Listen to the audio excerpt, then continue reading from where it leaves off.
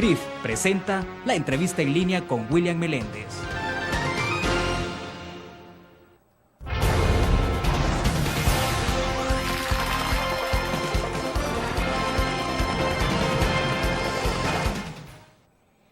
Bienvenidos a la entrevista en línea en este viernes 16 de marzo de 2012. Gracias por estar con nosotros. Saludos a quienes nos acompañan en nuestro país y el mundo a través de la prensagrafica.com y también a quienes están con nosotros en Canal 25 a las 9 de la noche. Saludos a todos.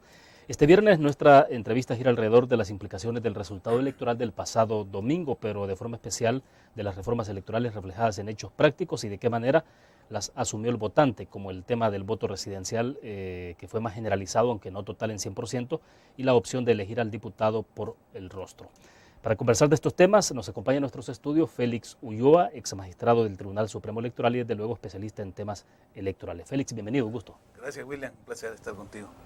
Bueno, para comenzar, Félix, a lo mejor creo que sí es posible hacer un análisis del resultado y no necesariamente del tema estrictamente de participación electoral, sino de cómo se ve la votación, es decir, el tema de cómo queda la Asamblea Legislativa, el reparto de alcaldías. ¿Qué interpretación se puede hacer de esto? Bueno, mira, si interpretásemos los balances, los pesos y contrapesos que se van a dar en el Parlamento, diríamos que la situación se mantiene. Es decir, no han habido cambios dramáticos. Sabemos que son 84 diputados los que se iban a elegir, sabemos que los dos partidos mayoritarios iban a tener más o menos un equilibrio, que la pérdida de uno o dos diputados, el aumentar uno o dos diputados, no iba a modificar el balance. Quizás lo más notorio es que ahora, para formar la mayoría simple, se van a necesitar, en el caso del FMLN, que es uno de los polos legislativos, hacer una suerte de alianza, coalición, ya por lo menos con dos partidos y no solo con uno. En el caso de Arena será más fácil, podría hacerlo con un solo partido, aunque la situación política va a conflictuar un poco más este tipo de acuerdos.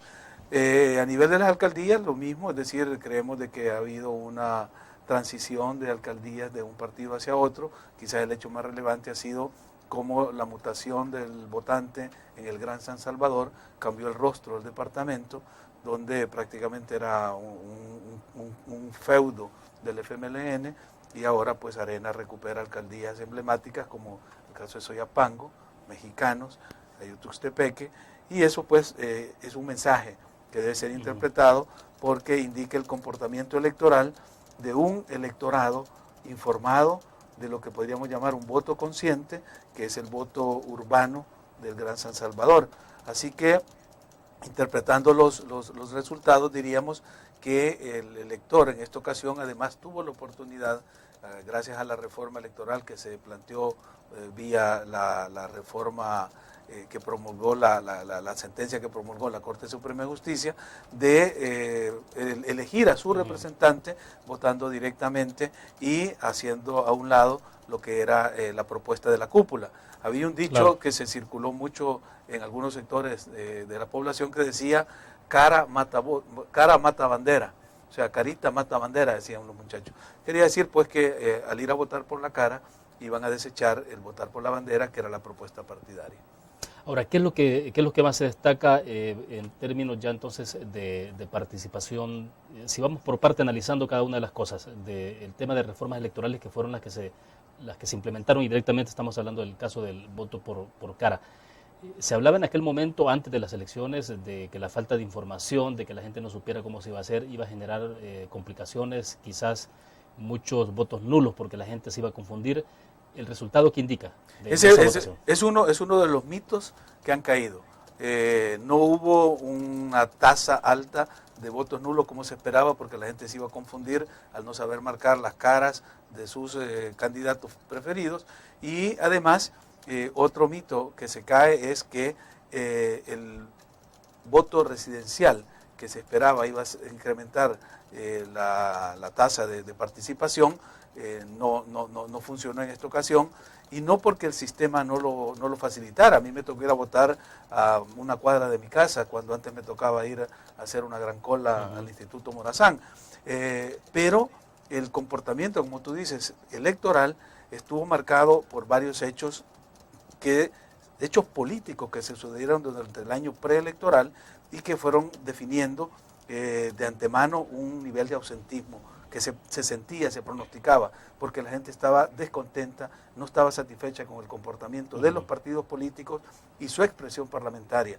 El hecho de que desde la Asamblea Legislativa todos los partidos, sin excepción, estuviesen jugando con la reforma electoral, estuviesen amenazando a la Corte Suprema de Justicia, a la Sala de lo Constitucional, sí, dieran el decreto 743. Es decir, fueron señales erráticas que enviaron los partidos políticos a la población.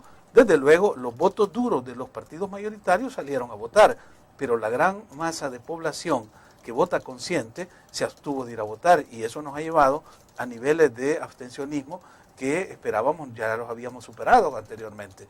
Esto es un motivo de preocupación y un mensaje para los políticos de que la población está siendo ya sujeto de los procesos electorales, y ya no son simplemente consumidores del mensaje electoral y de la cancioncita, del jingle, del eslogan, y que son arrastrados para ir a votar.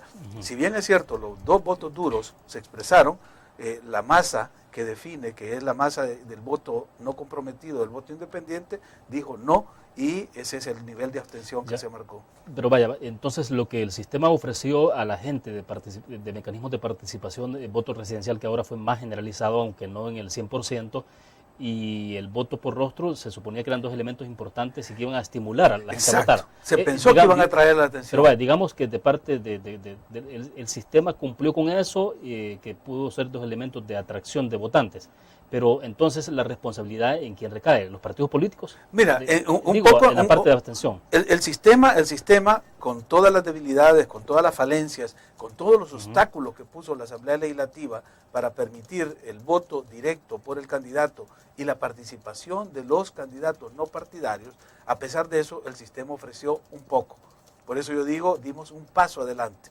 Sin embargo, ¿verdad?, hubieron obstáculos en el periodo preelectoral, hubieron fallas gravísimas, como el hecho de que el Tribunal Supremo Electoral empezara la campaña de promoción al voto con más de 2 meses de retraso, que fue una campaña errónea que promovía un solo tipo de votación.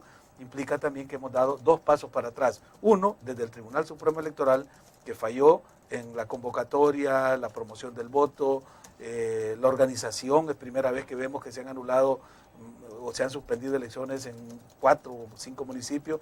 Esto no lo veíamos desde la época de antes de la guerra. Y por otra parte, pues el ausentismo marcado. Esos son retrocesos que ha tenido el proceso. Pero además hay detalles, y posiblemente anecdóticos, si tú quieres, que pueden explicar el por qué un gran sector de la población se abstuvo de ir a votar. La oferta que hubo de parte de los candidatos no partidarios fue muy limitada, por varias razones. Una, porque las condiciones que se les impusieron son muy altas. Por ejemplo, en San Salvador se pedía que el candidato el no partidario recogiera 12.000 firmas para poder ser inscrito. Sí, claro. Y vemos que hay diputados que han sido electos que no llegan a los 6.000 votos. Entonces está viendo de que la desproporción entre los requisitos que se le ponen a los candidatos no partidarios y la facilidad con que entran candidatos de partidos marcó una diferencia. Y el caso más emblemático es el caso del doctor,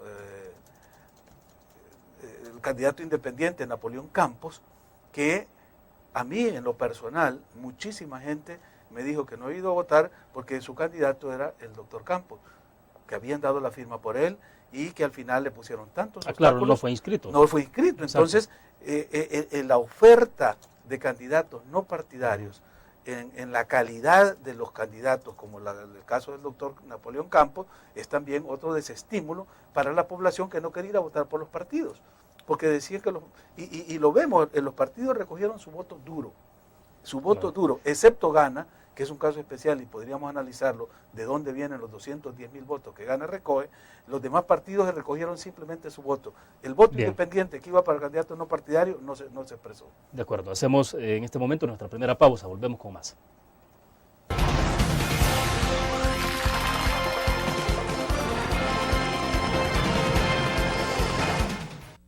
¿Qué te parece si este año alcanzas tus metas? Construyes tu futuro. Enfrentas nuevos retos sin más preocupaciones. Cuenta con nosotros para lograr todas tus aspiraciones. Los créditos del Agrícola te acompañan para que puedas crecer hasta donde te lo has propuesto. Solicítalos al 2210-9800 en bancoagricola.com o en agencias. Banco Agrícola.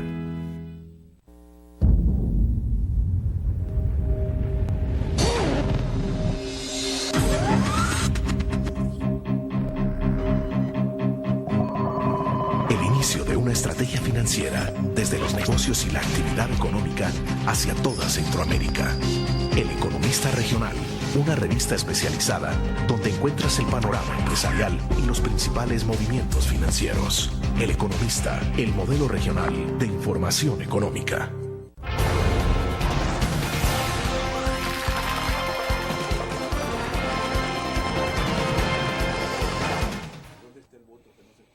Bueno, Félix, es interesante la parte que tiene que ver de el voto por rostro, porque estábamos conversando fuera de cámara donde, bueno, una campaña del Tribunal Supremo Electoral que comenzó tarde, pero además no solo tarde, sino que fue un poco bastante confusa de cómo se orientaba. Sin embargo, claro, había gente que esperaba que el resultado indicara entonces que iba a haber un alto nivel de, no de abstención ni ausentismo, sino de gente que se hubiera equivocado a la hora de votar, pero no es eso lo que estamos viendo, o sea, la mayor parte de la gente que votó por rostro y lo hizo correctamente. Y lo hizo tan correctamente que la campaña del tribunal, bastante tendenciosa de orientar el voto por la bandera, de una forma subliminal, fue rechazada por el votante que fue a marcar por el rostro, incluso del partido, del FMLN, que era el que más promovía el voto por bandera. Vimos el caso de que la gente fue a votar y escogió sus candidatos, por el caso de Karina Sosa, exacto, que es el caso más emblemático, o el mismo caso de Medardo, que iba de primero y lo bajaron a una tercera posición. Entonces eso indica pues que el público, el pueblo, el votante, el elector está preparado. Esto se ve y era donde había el temor de que hubiese confusión en el departamento de San Salvador, que es el que tiene el mayor número de representantes. Eran 24 rostros los que había entre los que había que recoger por partido, más los 2 candidatos independientes, y sin embargo, como hemos remarcado, la tasa de voto nulo es prácticamente, no afectó absolutamente al resultado. Eso indica de que el tribunal debió haber, en primer lugar, orientado una campaña como la que hicieron los partidos que estaban promoviendo cada uno su propia línea, el partido que promovía la bandera, el partido que promovía el voto directo por rostro. El tribunal debió haber recogido, y en caso de los candidatos no partidarios, que también tenían su propia expresión, y debió haber sido recogida por el tribunal, porque el tribunal debió haber actuado de forma más institucional, recogiendo todas las posibilidades. Ahora, ¿cómo entendieron entonces y cómo canalizaron el Partido Arena del FMLN esto del voto por rostro? Porque había una oposición bastante clara y definida de parte del FMLN. A pesar de que el FMLN, por ejemplo, en el caso de San Salvador, eso lo pude ver, había una orientación al votante, por ejemplo, si son 24 casillas en San Salvador, 24 diputados, el FMLN repartió una especie de volante en donde solo establecía la figura y el rostro hasta el diputado número 13, los demás ni siquiera aparecían. Esa fue una forma de cómo lo asumió el FMLN, el Partido Arena. Entonces, si lo vemos, ¿cómo asume cada partido ese desafío? Sí, por supuesto, y es lo que repito yo, los partidos recogieron el voto duro de su militancia y de sus adherentes. Ahí están las cifras que no mienten. Arena creció en unos 16,000 votos, que es posiblemente la simpatía adicional del sector de la población que vio que Arena estaba apoyando la nueva forma de votación y de alguna manera fue tomando distancia de las posiciones en la Asamblea Legislativa que iban contra la reforma. Eso puede ser un plus para el partido, que indica pues que 16,000 personas, electores, ciudadanos del grupo independiente, del grupo que no tiene partido, optaron por el partido tricolor. El caso del FMLN es dramático, pues son casi 100,000 votos solo en el departamento de San Salvador que se pierden, que no se expresan. ¿Por qué? Porque es un rechazo a la actitud soberbia, prepotente, arrogante que tuvo la dirección del Frente para el tema de la reforma y cómo trató, o maltrató, mejor dicho, al electorado, tratándolo prácticamente de ignorante. Y el doble discurso también que tuvo la dirección del FMLN, porque mientras por un lado llamaban a votar por bandera, por otro vimos tapizada la ciudad con los rostros de los principales dirigentes. Pero además, Félix, el día martes, si no mal recuerdo, obviamente la semana pasada, antes de la elección, Medardo González dijo a una radio de que ellos estaban dispuestos a dar marcha atrás a la reforma, es decir, a volver al método tradicional de voto que tenía que ver el voto por bandera. Por bandera. Y claro, ya tenemos un resultado, es otra historia, pero lo dijo Medardo González antes de la elección. Sí, yo leí la nota y me da pena, pues, porque Medardo, cuando era dirigente de AGEUS en los años 70, era un muchacho brillante, pues. Ahora casi todas sus declaraciones son erráticas. Yo no sé quién lo asesora o cómo es que habla, porque eso no es posible lo que él está planteando. Ya hay una sentencia de la Sala de la Constitucional que no es una sentencia erga omnes, quiere decir que es de carácter obligatorio y general. Es como que fuera una ley que obliga a toda la sociedad salvadoreña. Entonces, es decir, el voto por rostro es irreversible. Es irreversible, eso está en la sentencia. O sea, no es cuestión de que los partidos políticos, incluso si fuera un caso hipotético, no lo están diciendo ni mucho menos, pero que Arena y FMLN pusieran de acuerdo y quisieran revertir, tampoco pudieran hacerlo. No podrían hacerlo porque hay una sentencia que, como te digo, es una sentencia erga omnes. Entonces no se puede revertir. Por otra parte, ¿verdad? Y que es lo que ha confundido a mucha gente, a muchos analistas, es que el decreto mediante el cual se permitió y se habilitó la votación por rostro es un decreto transitorio. Eso no tiene nada que ver. Es decir, el decreto fue transitorio y valió para esta elección, y para la próxima, si no lo hacen permanente y no reforman el Código Electoral de manera permanente, pues van a tener que dar otro decreto transitorio. Pero que lo tienen que dar, porque si no sería totalmente inconstitucional una elección en la que nos volvieran a poner las banderas de cada partido y no aparecieran los rostros. Eso es totalmente imposible en términos jurídicos. Ahora, cuando hacías referencia, Félix, en el segmento pasado a que se dio un paso adelante y dos para atrás, ¿el paso adelante entonces lo resumimos en qué? El paso adelante lo resumimos en que el elector por primera vez pudo ir a seleccionar, tuvo la oportunidad de seleccionar a su representante, como manda la Constitución. Este es un paso adelante. Que fue limitado, que fue tramposo, que siempre le pusieron la bandera, bueno, habrá que buscar las causas de por qué se dio esta forma limitada de expresar la voluntad soberana del elector, del pueblo.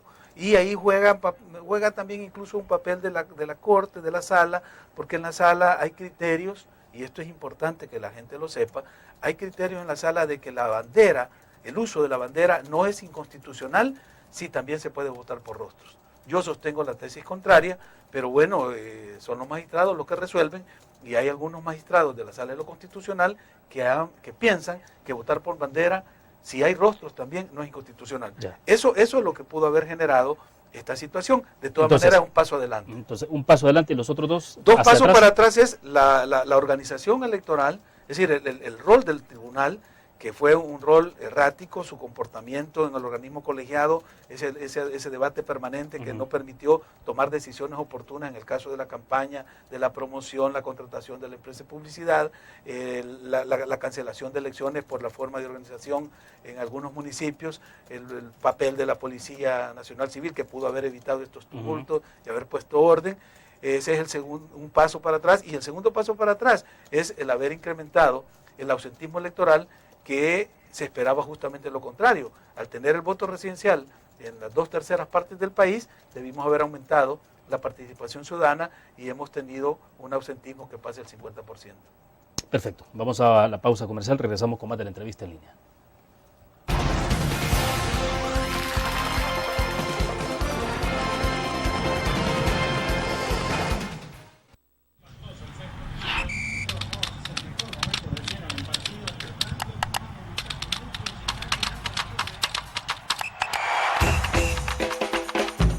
La emoción del deporte está en www.elgráfico.com.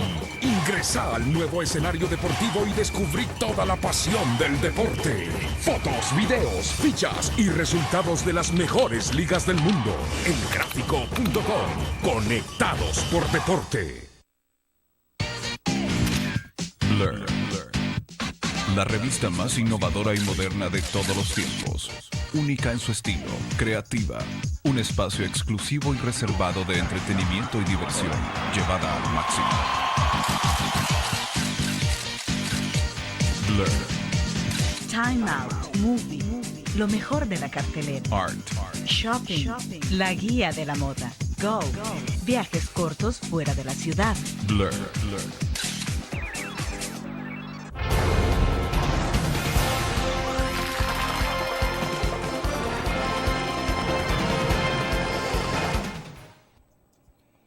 Félix, y retomando un poco entonces la parte que tiene que ver con todo esto de los resultados electorales, de expresión que hay, tal cual están planteadas las reformas electorales, lo que queda pendiente por hacer y que tendrá que expresarse en 2014, ¿cómo se ve la correlación de fuerzas en la Asamblea Legislativa entonces para que esto continúe o se detenga?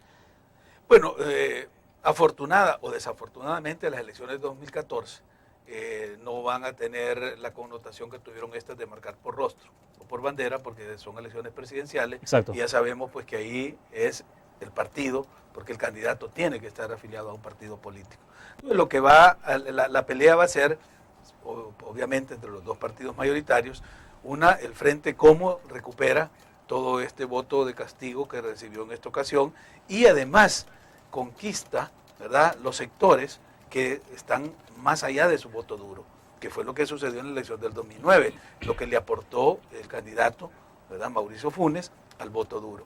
En el caso de Arena, lo mismo, es decir, Arena en esta elección lo que ha hecho es recuperar su voto histórico, tener un pequeño plus de unos 16.000, 18.000 votos, que en una elección presidencial no son tan importantes como una elección legislativa y municipal.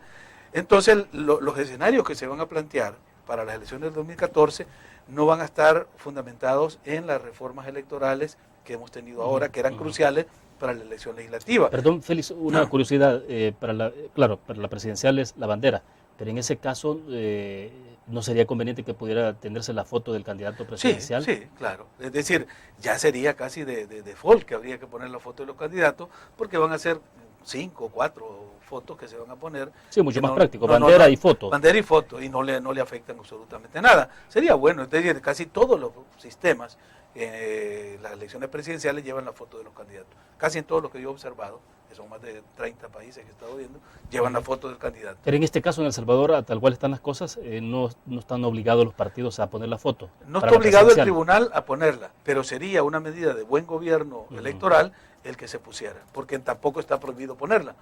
¿Por qué? Porque siempre sabemos que la marca va a ser única. Es decir, esto es lo que se llama el voto único y directo.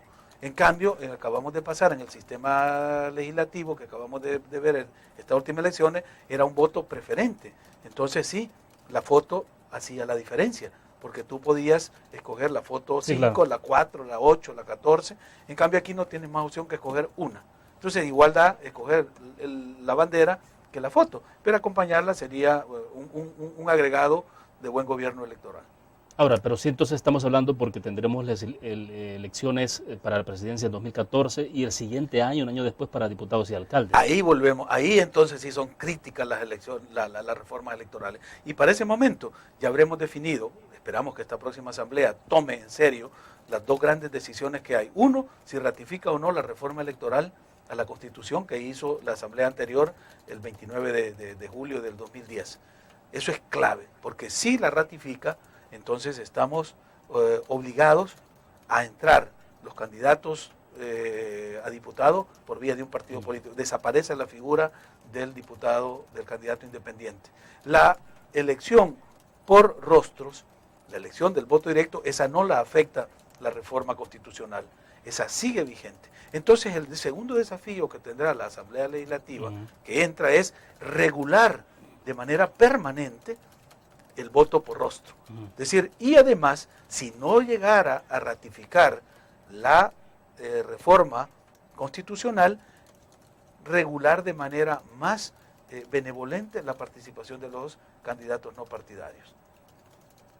¿Queda claro? O sea, si ratificara la reforma, no hay candidatos independientes. Entonces solo hay que regular la votación por rostro. Si no ratifican esa reforma, entonces van a seguir habiendo candidatos no partidarios. Félix. Pero como estaban en un régimen transitorio, entonces habría que cambiar las condiciones para que los candidatos no partidarios puedan entrar de una forma mucho más fácil que con las barreras que le impusieron en esta ocasión. ¿Y no será que los partidos políticos ahora, al ver el resultado, están asumiendo que ratifican a lo que algunos suponían, y es el hecho de que la gente en este país no vota por los partidarios. No entró un solo diputado Y yo siempre lo dije. no partidario, es decir, lo que vemos son todos pertenecen A a los partidos partidos. políticos. Entonces, ¿no será que puede llegar a un consenso los diputados en la Asamblea Legislativa y decir, bueno, entonces aquí los partidarios no tienen sentido? Y no, No, yo creo que no. Es decir, esa no debería ser la razón para ratificar la reforma. Al contrario, debería ser, le pusimos tantas y tan altas barreras a los candidatos no partidarios que la oferta fue muy poca.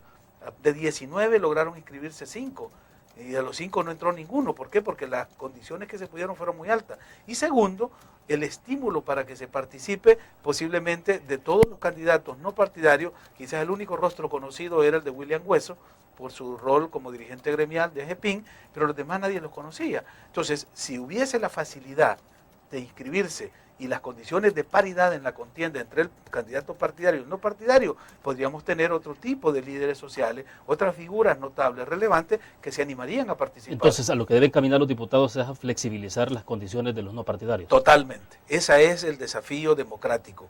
Flexibilizar, facilitar la participación de los candidatos no partidarios, cambiando esas barreras altísimas que les han puesto ahora, ¿verdad? Y dándole facilidades como las que tienen los partidos, el caso de la deuda política. Los no partidarios no tienen posibilidad de tener ningún financiamiento del Estado. Facilitarles la fiscalización de la elección, no tiene derecho a vigilantes en la Junta Receptora de Votos. Es decir, darles condiciones de igualdad como la de los candidatos partidarios. Pero eso implica que no van a ratificar la reforma del 29 de julio del 2010. Ok. Vamos a otra pausa comercial, vamos a regresar con más de la entrevista en línea.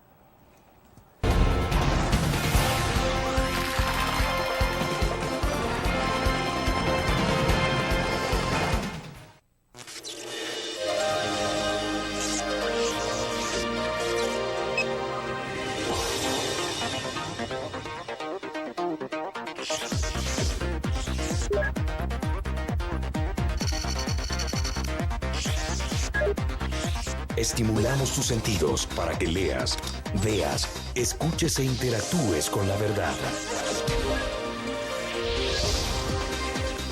LPG Multimedia.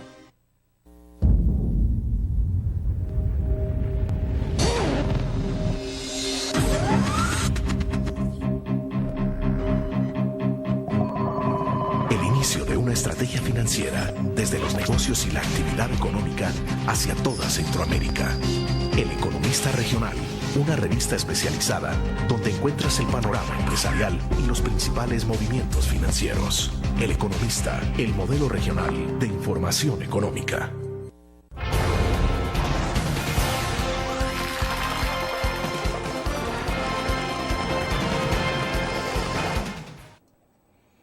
Bueno, Félix, entonces estamos para 2014, decíamos no habrá consecuencias en términos de las reformas porque está claro que se vota por bandera o la foto, decías, puede ser una forma...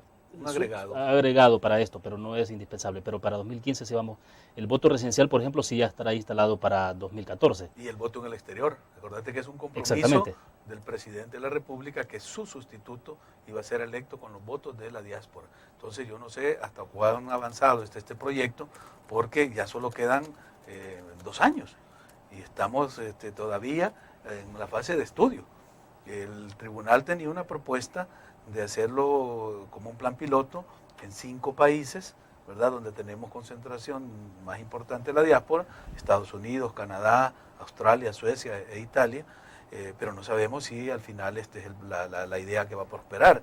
Era uno de mis compromisos de apoyar en este gobierno. Yo conseguí apoyos financieros que los puse a disposición del gobierno para hacer este trabajo. Desgraciadamente no fueron tomados en cuenta, pero es un desafío que tenemos enfrente. Es decir, tener el 100% del voto residencial en El Salvador, en el territorio nacional, y facilitar el voto de nuestra diáspora, que es un compromiso presidencial. Ahora, el voto residencial, bueno, ya prácticamente se aplicó en la mayor parte del territorio de este país y se vio la efectividad, ¿no? O sea, es muy efectivo, o sea, facilita muchas cosas, pero En términos generales, ¿qué es lo que observarías, por ejemplo, de qué es lo que debería mejorarse para que pueda implementarse entonces a nivel general?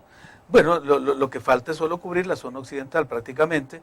Las bondades del voto residencial, creo que somos testigos todos los que fuimos a votar de la forma fácil en que votamos, la forma familiar en que fuimos a votar, no como antes que por el apellido de mi esposa le tocaba ir a un lado y a mí me tocaba ir a otro. Es decir, todas estas facilidades, las condiciones, las bondades del voto residencial saltan a la vista. El hecho de que no haya incrementado la participación ciudadana no es un problema del voto residencial, es una deficiencia, como digo, de los eventos y de los actos y los hechos políticos del año preelectoral, que fueron mensajes erráticos de los partidos hacia el electorado, la actitud y la forma en que el Tribunal Supremo Electoral asumió esta campaña de promoción de la participación, el temor de que mucha gente se equivocara por la nueva forma de voto directo y voto por rostro. Es decir, todas estas fueron, digamos, las precondiciones que hicieron que el voto residencial en esta ocasión no incrementara la participación. Pero el voto residencial en sí mismo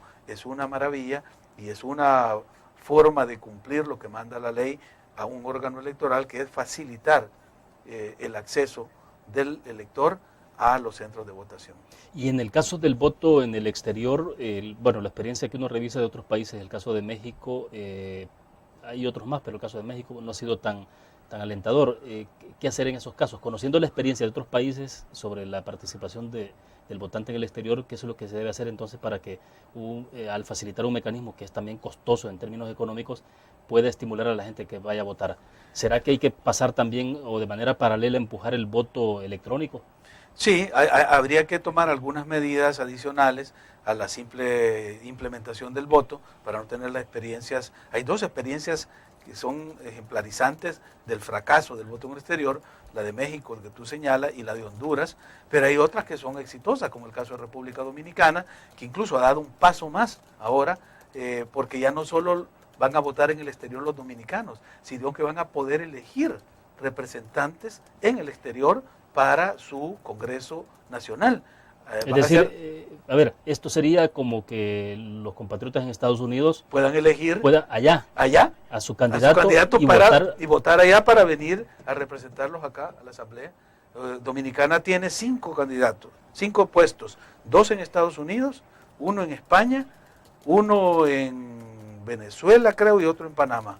Son 5 puestos que se van a elegir por los dominicanos residentes en el exterior para su Congreso Nacional. Entonces, pero eso sí es interesante, porque entonces la gente sí tendría muchos más motivos para ir a claro, harían votar campañas locales, claro, exactamente. Podríamos decir, va a haber uno por el estado de California, uno por el estado de D.C., de Washington, D.C., o el área donde tenemos otra concentración importante, y uno por Canadá, digamos. Entonces, ya si pudiéramos tener esa posibilidad de tener representantes que vienen del exterior a representar los intereses de los salvadoreños en el exterior, pero son de la diáspora, no es que de aquí sale alguien y digo yo represento al exterior. O vienen desde allá, como ocurrió en algún caso, vienen desde Estados Unidos. Correr para alcaldes y todo, si no, eso... O sea, ellos promoverían su campaña, su estrategia allá en Estados Unidos. Estados Unidos, y serían electos para representarlos acá, en el Congreso de El Salvador. Claro, eso implica que son congresos que funcionan, no como nosotros, que aquí están todo el tiempo reunidos.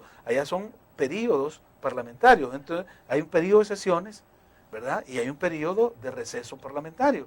Entonces tendríamos que ir haciendo ajustes a nuestro sistema legislativo para permitir eso. Son avances democráticos que yo no sé si la clase política aquí está dispuesta a dar esos pasos. Son pasos de gigante, pero que ya son necesarios que los hagamos, porque recordemos que la gente que vive fuera es la que prácticamente ha estado manteniendo la economía del país. Y así como tienen esa obligación de contribuir, pues hay que dar el derecho de elegir. Entonces yo diría pues que fuéramos pensando en que si vamos a otorgar el voto en el exterior, lo acompañáramos, como tú bien decías, de algunas medidas que la tecnología moderna nos permite para asegurar el voto, facilitarlo, como el voto electrónico, pero además abrir espacios para que la representación de esa diáspora sea una representación real, que la represente la diáspora y no sea para que elijan a la gente que está aquí. Sí, porque realmente, y lo digo en términos periodísticos, no sé qué tanto el votante salvadoreño le creyó a quienes vinieron supuestamente representando a los salvadoreños en el exterior. O sea, claro, era gente que ha vivido en Estados Unidos que vino a participar con esa representación, pero no sé qué tanto se convenció el votante local. O sea, y tengo la impresión de que si esa persona está allá en Estados Unidos, su comunidad, en su comunidad, donde lo conocen, o sea, la gente sí puede votar por él. Pero aquí venía alguien de allá, no lo conocía. exacto. Entonces sí, yo creo que esa es la relación. Por eso es la importancia de entender que en los sistemas democráticos la relación entre representante y representado es una relación directa. Por eso es que yo siempre me he opuesto a que haya intermediarios, como era el partido político. Desgraciadamente, pues hay algunos magistrados en la Corte Suprema que todavía consideran, en la sala de lo constitucional, que creen que la bandera todavía puede jugar ese papel, y eso desnaturaliza el sentido puro de la representación. Perfecto. Vamos a otra pausa comercial. Volvemos.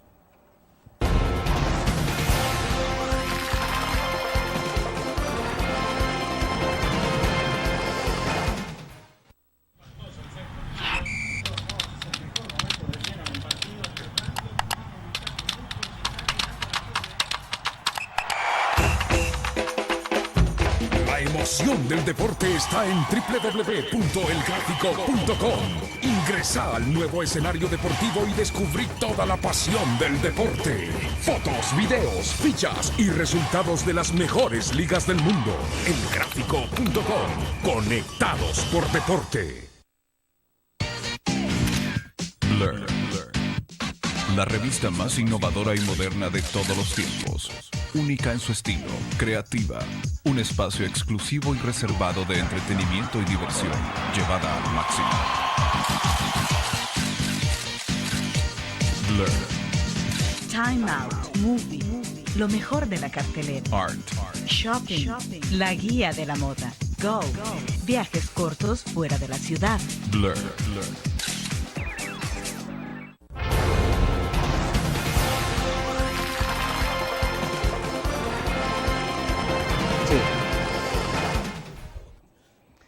Félix, hay un punto del que no hemos conversado, es sobre el tema directamente de transparencia, fraude electoral, de ese tipo de cosas que siempre han estado en campaña. Bueno, ahora lo que se está hablando de irregularidades, estamos claros, se repiten elecciones ya de inmediato el próximo domingo en dos municipios, San Lorenzo y San Miguel Tepezontes, pero hay uno o dos más también que se van a incluir, pero más adelante. San Francisco Menéndez. San Francisco Menéndez, exactamente. Pero en concreto, bueno, incluso la elección de San Lorenzo se habla de que puede inclinar y cambiar, modificar por lo menos en un diputado. Ya hay ahí, dependiendo el resultado que haya, pues dicen que puede inclinar la balanza para que Gana pierda un diputado y al final el CN gane otro, o el Partido Arena, por ejemplo. Pero esos son otros 5 pesos, como decimos en buen salvadoreño. Hablemos del tema concretamente de fraude. ¿Qué fue lo que ocurrió? ¿Fraude ha habido o no ha habido? ¿O son irregularidades, casos aislados? Yo quisiera que fueran irregularidades y casos aislados, pero la palabra fraude, que ya la empecé a oír en Nuevo Cuscatlán y en estos otros municipios, ya me pone nervioso. O sea, habíamos erradicado del lenguaje político electoral la palabra fraude. Hemos hecho elecciones desde 1994 hasta las del 2009, en las cuales perdedores habían aceptado los resultados, los ganadores habían salido electos sin cuestionamiento, y ahora por eso digo, hemos dado 2 pasos atrás, porque esta elección, esta organización de las elecciones, este comportamiento de los funcionarios electorales en los niveles de los organismos temporales, implica que no hay la transparencia con la que se jugó el juego electoral en el pasado.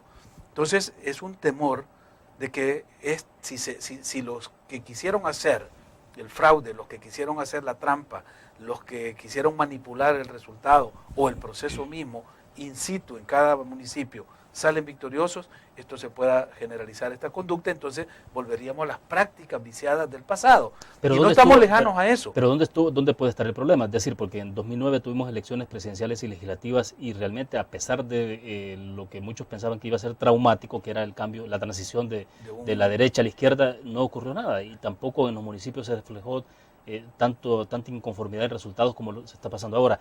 ¿Es un tema estrictamente de administración de quienes administran o es un tema que tiene que ver con legislación y ese tipo de cosas? No, con legislación tiene que ver en la medida en que, bueno, los organismos electorales son reflejo del Tribunal Supremo Electoral, son partidizados, se ha estado insistiendo en que haya una ciudadanización del sistema electoral, quiere decir pues que la administración de las elecciones esté en manos de ciudadanos que no tienen ninguna militancia partidista para garantizar pues la independencia en el comportamiento, en la conducta de los funcionarios electorales.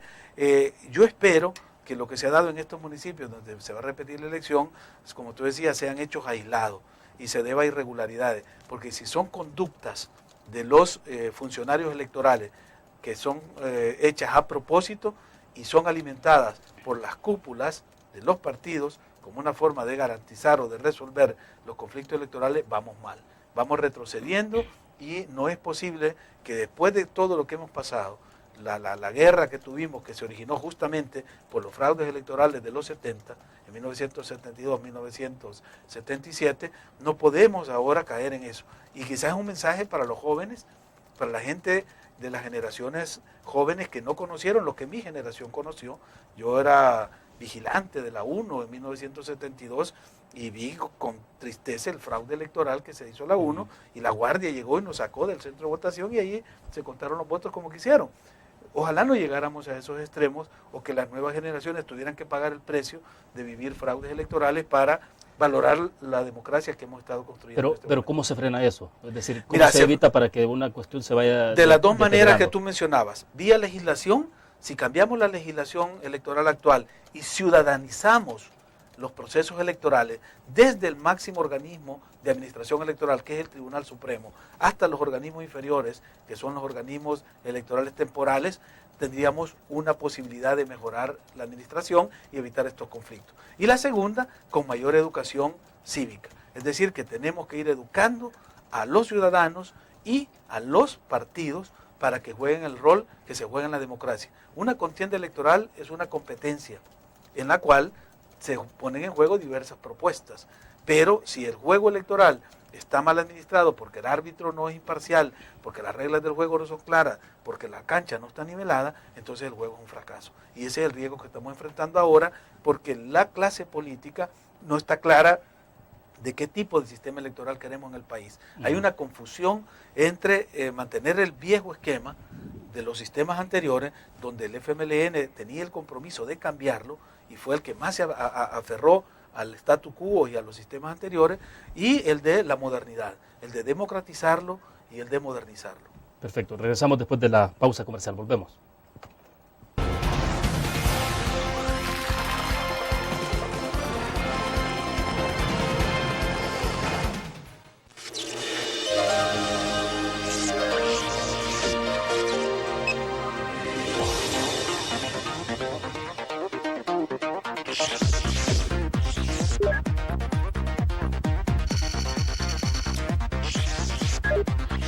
Estimulamos tus sentidos para que leas, veas, escuches e interactúes con la verdad. LPG Multimedia. Tu periódico es dinero, porque ahora puedes pagar con la prensa gráfica. Busca y recorta en tu periódico el dinero, que podrás canjear en los establecimientos de nuestros aliados. Encontrarás uno cada día. Compra con la prensa gráfica y encuentra una buena noticia para tu bolsillo. Con la prensa gráfica lo compras. Con la prensa gráfica lo pagas. La prensa gráfica. Noticias de verdad.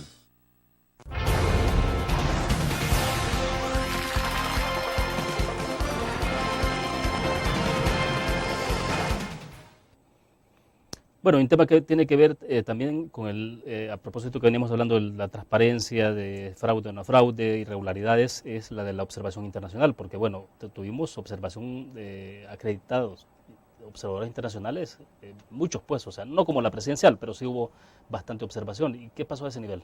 Bueno, mira, he estado viendo algunos reportes que han salido así, digamos, reportes provisionales de algunos organismos, por ejemplo la ISD, que tuvo casi 500 observadores nacionales e internacionales, que ha planteado pues algunas deficiencias en el proceso, ha pedido pues, que se mejoren las delegaciones o los delegados del Tribunal Supremo Electoral, pero hay otros organismos internacionales de los cuales pues yo he escuchado algunos comentarios negativos para el comportamiento del tribunal, o más bien dicho del presidente del Tribunal Supremo Electoral, que fue en el caso pues de los protocolos, del protocolo de Tikal, donde prácticamente se condicionó el reporte, el informe que se iba a dar, a que lo dieran ciertos magistrados.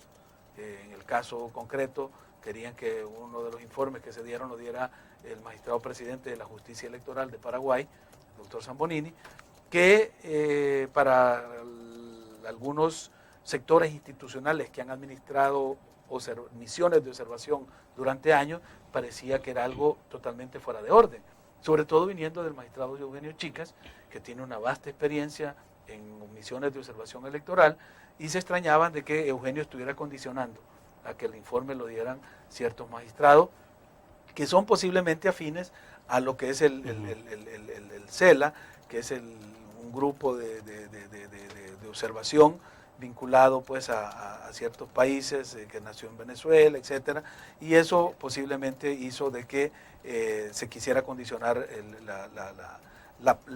el informe que se iba a dar, porque el magistrado Zambonini, que es de la Justicia Electoral de Paraguay, por ejemplo, en las elecciones de Nicaragua, declaró que habían sido elecciones que cumplían los estándares internacionales, cuando informes de la OEA, de la Unión Europea, estaban diciendo pues que había una gran cantidad de irregularidades y que habían sido elecciones opacas.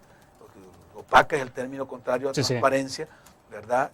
Y eso es lo que extraña pues en el caso de El Salvador, que siempre ha sido abierto, que ha sido un organismo electoral que ha aceptado la observación de todos los sectores y no ha estado cargado ideológicamente a ningún solo sector. Ahora, ¿pero qué pasó entonces? En otros momentos, ¿el informe lo rinde quién? ¿La OEA? No, generalmente los informes del protocolo, de los protocolos, es una reunión que se hacen organismos electorales. Hay 3 protocolos: protocolo de Tikal, el protocolo de Quito y la UNIORE, que es la Unión de Organismos Electorales de todo el continente. En los 3, la Secretaría Ejecutiva la tiene CAPEL, que es el Centro de Asistencia Electoral del IDH de Costa Rica. Entonces CAPEL generalmente siempre es el que presenta estos informes, porque es la Secretaría Ejecutiva. En esta ocasión, a diferencia de otros momentos, se le dijo que no era CAPEL, sino que iba a ser un magistrado el que iba a tener que dar el informe. Ahora, entonces, acá el temor concreto era que en el caso de Zambonini diera un informe avalando cualquier cosa que no había por qué, o sea, aquí no han habido las fallas que se dieron en otros procesos, donde un aval de este tipo para un organismo electoral que ha hecho malas cosas es necesario. Yo creo que aquí el Tribunal Electoral, y lo hemos criticado en esta entrevista, de que ha tenido fallas, de que entró muy tarde en la campaña electoral, que demoró muchas resoluciones, bla, bla, bla. Hemos hecho una crítica fraterna, por supuesto, para el tribunal. Entonces no tenía por qué ocultar nada. Entonces no tenía por qué darle la palabra a un magistrado en particular y negársela a la Secretaría Ejecutiva, que es CAPEL. Y finalmente así quedó, o sea, pues ya no conozco el final de la película, porque esto fue un informe que dieron en una reunión internacional que yo tenía en otro país, y donde pues a mí me extrañó, porque yo conozco a Eugenio, conozco el papel del Tribunal Supremo Electoral y sé que no tenían nada que ocultar, entonces no veía por qué, bajo qué criterio iban a querer sesgar un informe electoral. Félix, esta elección que hemos tenido el pasado domingo en nada se parece en cómo se estructuró o el resultado mismo con lo que ocurrió en Nicaragua. No, para nada. Es decir, Nicaragua es un caso aparte.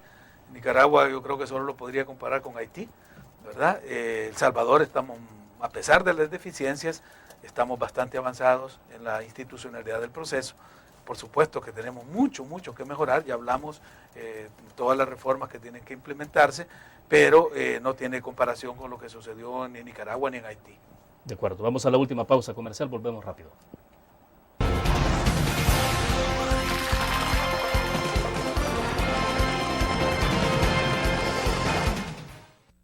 ¿Qué te parece si este año alcanzas tus metas? Construyes tu futuro. Enfrentas nuevos retos sin más preocupaciones. Cuenta con nosotros para lograr todas tus aspiraciones. Los créditos del Agrícola te acompañan para que puedas crecer hasta donde te lo has propuesto. Solicítalos al 2210-9800 en bancoagricola.com o en agencias. Banco Agrícola.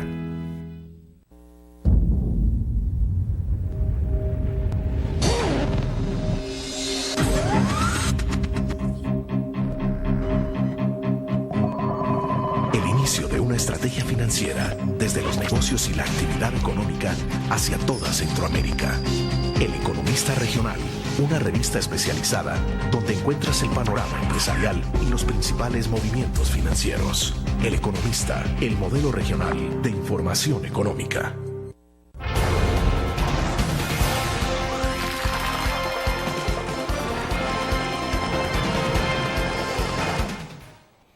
Bueno, estamos al cierre de la entrevista en línea a manera de recapitulación de lo que hemos conversado, Félix, porque solo tenemos unos 3-4 minutos. Entonces, ¿cómo lo sintetizamos todo esto? Bueno, mira, yo creo que como lecciones aprendidas de estas elecciones nos quedan algunas que habría que remarcar. En primer lugar, el pueblo, el votante, el elector está capacitado para enfrentar cualquier reforma al sistema electoral. Por complejo que sea, se puede dar. Aquí había un temor de que la gente se iba a equivocar, que una gran sábana, que se iba a confundir. En San Salvador, con más de 190 caras, el pueblo dio la lección, dio la respuesta, se puede. Segundo, hay un compromiso para que estas reformas que se dieron a partir de la sentencia de la sala sean de carácter permanente en la legislación electoral. No quiere decir que el hecho de que sean temporales los decretos que la regularon van a revertir el proceso, porque es irreversible. La sentencia es erga omne y vale de manera general y obligatoria para todos. Tercero, hay necesidad de profundizar en el sistema electoral. Ya la elección del comportamiento del tribunal y los organismos electorales indica de que es necesario ciudadanizar la administración de las elecciones, salir del esquema partidario, de tener partidizados los organismos electorales a un sistema, a un mecanismo de ciudadanización. Cuarto, creo que el hecho de los resultados electorales, en el caso del tsunami que le cayó al FMLN y que todavía no reacciona, es parte por la relación que tiene o que tuvo con la presidencia y está directamente vinculado a las elecciones del 2009. Es decir, un partido que ganó las elecciones del 2009 con un candidato que no le responde a ese partido. Y un presidente que se ha comportado como un lame duck presidente, es decir, que ha tomado decisiones ejecutivas antes de la elección, días antes de la elección, periodo muy próximo a la elección, definitivamente iba a afectar la elección, iba a afectar el partido. Entonces, en el caso de los países donde hay reelección presidencial, en el primer término ningún presidente hace eso. Lo hace en el segundo mandato cuando ya sabe que no va a ser reelecto. No le importa quemarse, o sea. Ya no, porque ya va para afuera. Aquí, como sabemos que no hay reelección, el presidente debió haber tenido la medida de estas reelecciones de medio término, porque así se llaman las de medio término, y que en los Estados Unidos también tienen muy en cuenta qué es lo que hace el presidente antes de una elección de medio término y una después. Félix, políticamente hablando, ¿cómo se ve este escenario electoral entonces en Ruta 2014?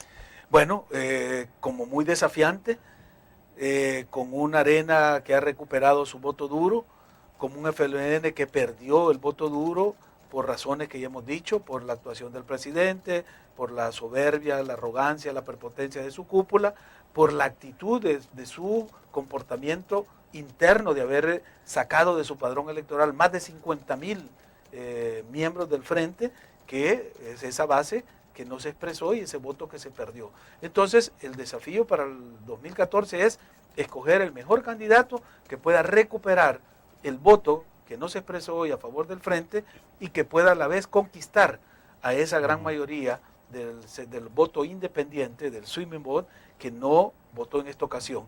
Y ahí, pues, el frente tiene cartas para jugar. Solo cierro, ¿hay un votante menos ideologizado ahora?